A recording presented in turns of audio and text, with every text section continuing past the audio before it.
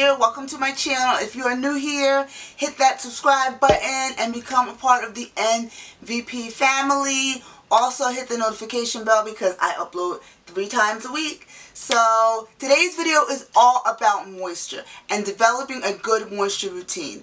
This is something that every natural needs to know because at some point you're going to be dealing with excessive dryness, brittleness, hair that is hard to detangle, and it may come from overuse of protein without the right moisture balance for your hair.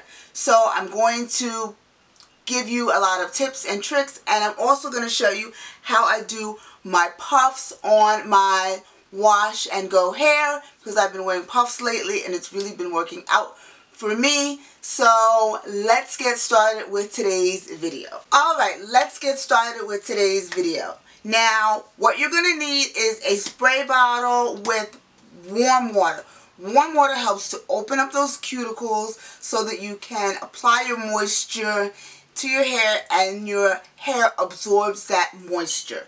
You're going to need some sort of oil or a pre-poo cream treatment to help add additional moisture along with the water.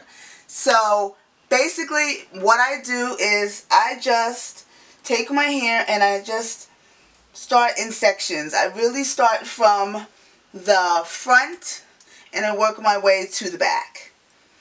And basically what I do is I spray with my warm water like so. Drench it, make sure that it's really wet, very wet, and then I go in with my oil. You can use any oil of your choice, any pre-poo treatment of your choice that is very moisturizing to the hair. And I just add that, and then I make sure that I go through the section and I just finger detangle. And with the water as well as the oil, it will help to soften the hair, so making the detangling process a lot easier. And then I just am going to do a little twist on that section and I move on to the next. And I go all around my entire head and I just do the same thing.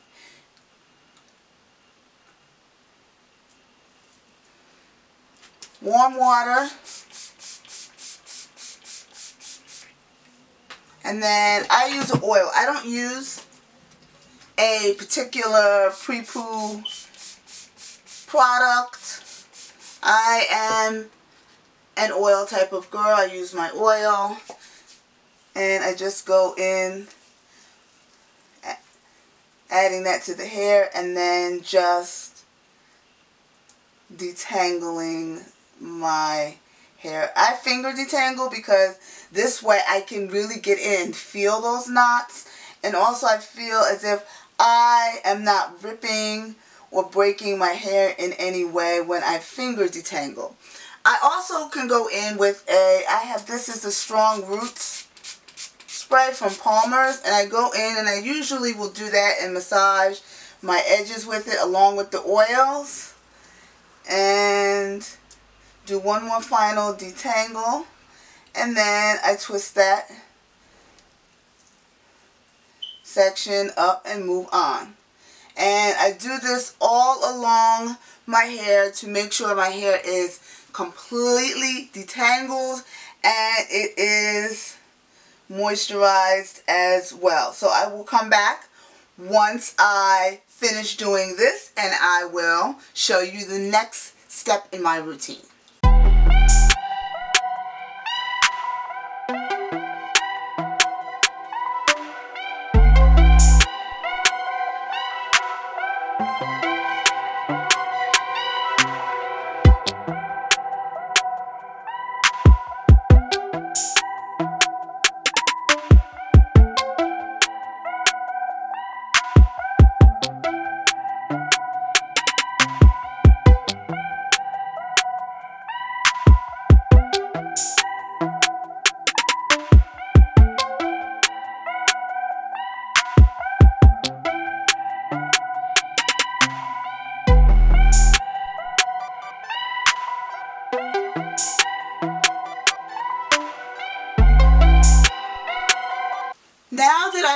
pre-pooed my hair, I'm going to add this cap, and I'm going to let my hair sit under the heat conditioning cap for about 10 minutes, and then I will go in with my shampoo and rinse this out. With my shampoo, it will definitely cleanse and clean my scalp, but it will not be too harsh to the point where it strips all of the moisture out. You want to be able to leave your natural oils that are in your scalp, the sebum, within the hair, and you doing this process helps to keep some of those natural sebum oils and moisture in your hair. So that's why it's super important to do the pre-poo, because it helps to keep the shampoo from overstripping your hair. Okay, now that I have sat under the heating cap for about 10 minutes, I went in with my shampoo and I washed my hair. So my hair is completely washed. It feels very clean, but it doesn't feel like squeaky, and that is a good thing. Now I'm going to deep condition my hair, and the deep conditioner that I'm going to use is the Aunt Jackie's Fix My Hair Intensive Repair Conditioner. You've seen me use this conditioner before and talk about it. I love it. Now I'm just going to add that all over the hair like I do. And it glides really easy, especially because I did my pre-poo treatment. So my hair is not squeaky clean. It doesn't feel stripped. So it applies really easy to the hair. I'm going to, of course, focus on my edges because you know I'm working on edge growth. So, and then I'm also going to concentrate just a little more on the ends as well, because that's the oldest part of your hair. And now that I have done that, and my hair is very detangled, as you can see, my hands are just gliding through. So easy. And my hair is growing a lot, and I'm very, very pleased with the growth that I'm seeing in my hair and the health in my hair. My edges are growing, so I'm really, really happy with that. So now that my hair is completely detangled and the deep conditioner is in, I'm going to add, if I can find it, here it is, I'm going to add my shower cap back to my hair, and then I'm going to put my heat cap back on, and I'm going to put this on for about 30 minutes, and then I will rinse the deep conditioner out. So with this, it's great because I can sit, it's not loud, I don't have to sit under a dryer, hot dryer. I can put this on, and the settings are low, medium, and high. I usually will put it on medium setting, and then for the last 5 minutes I take it down to low setting, and then I take it off and I will rinse it out, and I will come back to you afterwards so you can see how I style my hair. Now, I want to give you a tip. With your deep conditioners, you want to make sure that you have several different kinds of deep conditioners in your arsenal. You want to have a protein-based deep conditioner for those times when you feel like you need that extra protein. Or you can make one on your own, which I have a video that's pretty old, but it is consistent to what I still would do if I make a DIY protein deep conditioner. I will link it in the cards up at the top of the screen. And not only would you want a protein-based deep conditioner, you also want to have some that are non-protein based as well. And what you want to do is you want to add protein depending on your hair's particular needs. If you feel your hair is super dry, if it is breaking, you notice a lot of breakage, a lot of fallout. If you notice any sort of shedding in your hair, it may need to add some protein to give elasticity back, bounce back to your hair, and to help your strands, to strengthen your strands so that your strands aren't popping and shedding and breaking. So those are the times you want to add your protein. So usually for me, I do every other wash with my rice water. Otherwise, I will do my regular deep conditioning routine on the off weeks. But I will do my rice water routine, and that rice water adds protein to my hair, and it helps with the growth process as well. So depending on what your hair needs, sometimes you may just need to do a protein deep conditioner once a month, or if your hair is really at a really good state, you may not need to do it as often, maybe once every other month. I do it every other week. I add my rice water routine in my hair. I am still doing the rice water, but not every single week, because I don't want to go through a protein overload where the hair becomes super brittle, it breaks, and my hair is not responding well to products. So that is a quick tip for you to know. So make sure that you're having definitely more than one kind of deep conditioner in your routine. One that is a protein base for those times when you need protein in your hair, and the second, which is more of a moisturizing, repairing, moisturizing deep conditioner for all of your moisture routines. So I'm going to add this to my hair. I'm going to sit under this cap for about 30 minutes, because once you sit under a cap and once you put a deep conditioner in your hair, no more than 45 minutes. After that, the deep conditioner is really not doing anything else to your hair. People will sit, do deep conditioners overnight, and I used to be that type of person. You don't need to. 45 minutes at most. After that, the deep conditioner has done what it needed to do for your hair. Guys, I have finished deep conditioning my hair. I sat under the heat cap for about 30 minutes, and then I went and took a shower and rinsed it out. So that's why I have a different shirt on, because I showered, and I left my shower. I put my shower cap back on to keep the moisture in, and I put this cotton t-shirt on over top. So my hair is soaking wet. Another tip is you can add your leave-in in the shower, but I usually don't always do that, but you can. If not, make sure your hair is saturated completely. Make sure that it is completely wet, because you don't want to work on dry hair. Now that I have done that and my hair is soaking wet, because it's dripping down my face. Okay, now I'm going to go in and style my hair. What I'm going to do is first do my edges. As you know, I like to make sure that my edges are moisturized and I have a base before I add any sort of gel, styling product, anything of that nature. Now,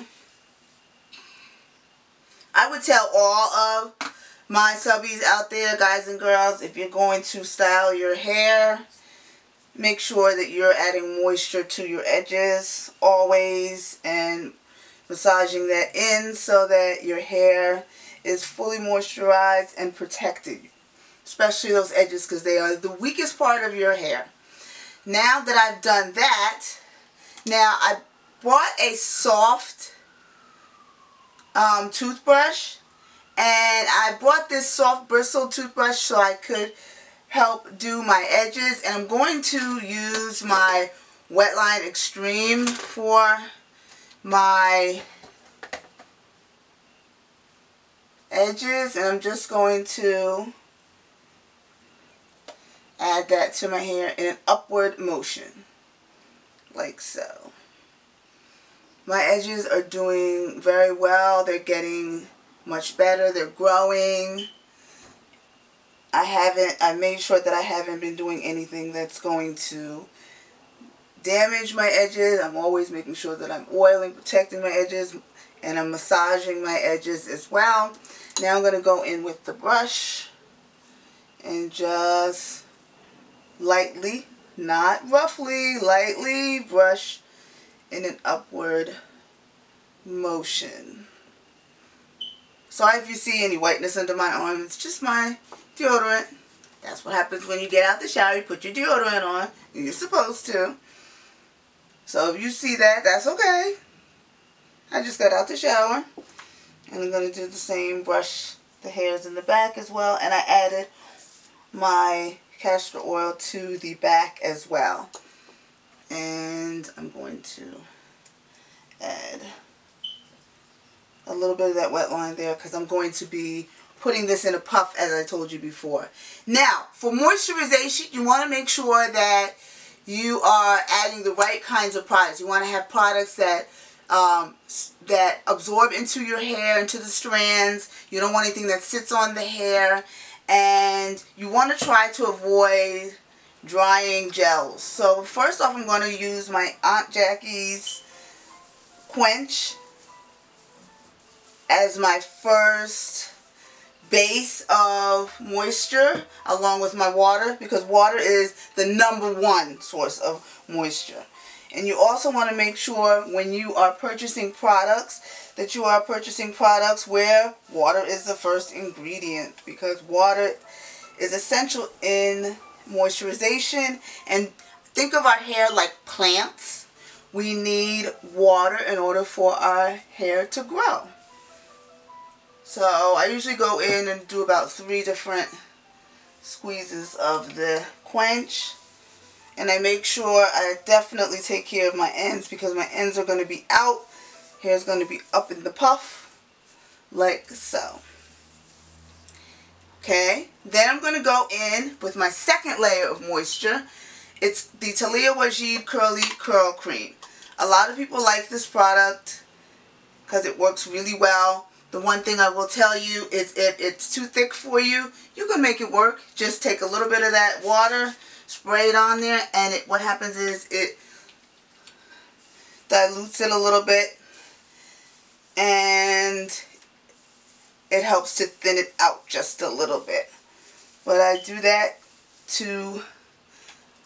I add that to my hair as well for moisturization. I add that all over. Moisturization, curl definition, and shine. Now, if you're really looking to add moisturization to your hair, make sure that your styling products are not over drying. So I'm going to use the Curly Magic from Uncle Funky's Daughter. And I love, love, love, love, love this stuff. This stuff really works for my hair. Yeah, it's a little sticky at first, but once it dries, the stickiness goes away. It's moisturizing. It adds a great bit of definition and shine. And I'm just going to go through, and I'm raking through. This is what I do with my hair right now for the length that it is. Now, if your hair is longer, you may want to take it into sections and do it. But right now, at the length that my hair is at, I am able to just go all the way through. I will split in half and make sure that I'm adding a little bit of those moisturizing products as well as the gel in the middle of the hair, because the middle section can tend to get dry for my hair. Wherever you notice your hair is the driest, whether it be the back, the top section, the very front, you want to split that section and add a little extra bit of product to that section. Now I'm going to go in and just add a little tiny bit more of that gel to my hair around the front section, around the crown. Now I'm going to go in with my blow dry my hair. I took about 5 minutes just to blow dry it. I didn't want it, it doesn't have to be 100% dry, but I really wanted to just focus on the front crown all the way around. I wanted to make sure that that was dry. Now, I'm using these, this headband. This has little grips on the back of it. I don't know if you can see. And what I did was I cut it and I used that. What I do is I start from the back here, and I take it around to the front, and then I just tie.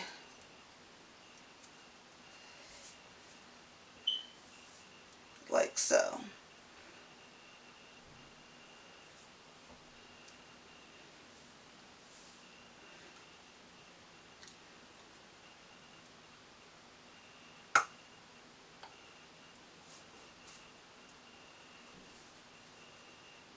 Once again, I'll show you once again.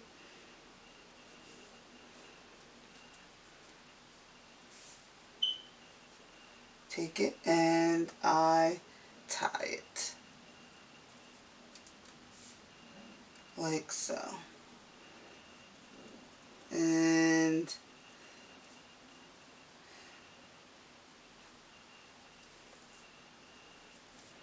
that's what I have going on so far with it. Now, I go in with my gel. You may say, oh, you're using a lot of gel, but I really want my edges really slick. It's just like when you do any sort of ponytail, buns, you want your edges slick. So the same gel that I used for the all over my hair, I didn't use on the crown. I used the wet line because I know that that'll give me that slick hold, that super hold. Alright,